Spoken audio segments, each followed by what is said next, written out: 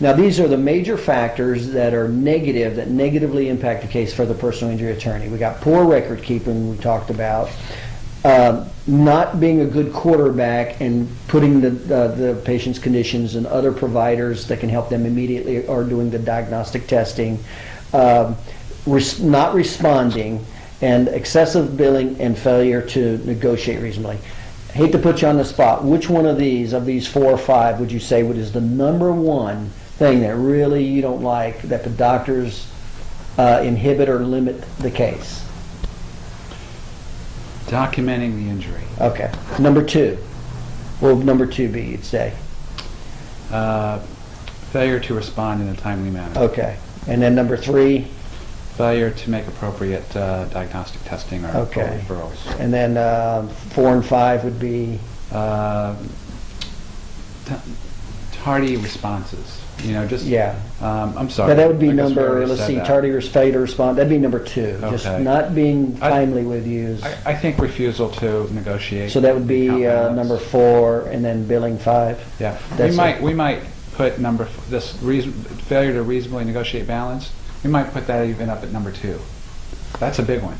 I can see where it can be, depending on the numbers. It can be. It can slow the client down to getting to a closing table, to getting the monies to the client that he or she needs. Yeah, and let's say all the money is there, then this obviously drops to the bottom, or may not even be a factor, right? Yeah, we should put this as number 1 or number 2. Okay.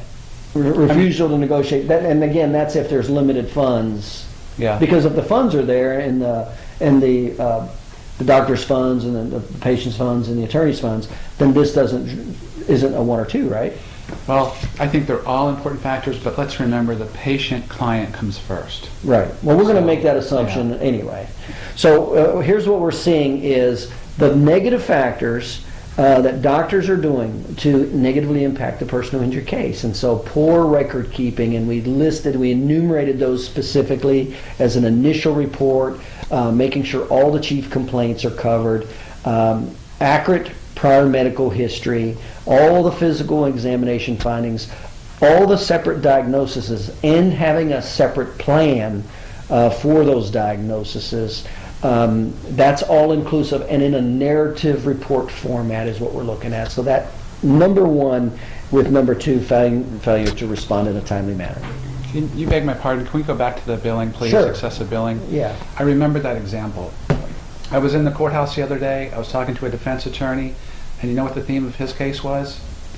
That chronic pain management doctor was excessive billing, and it was all about greed. Right.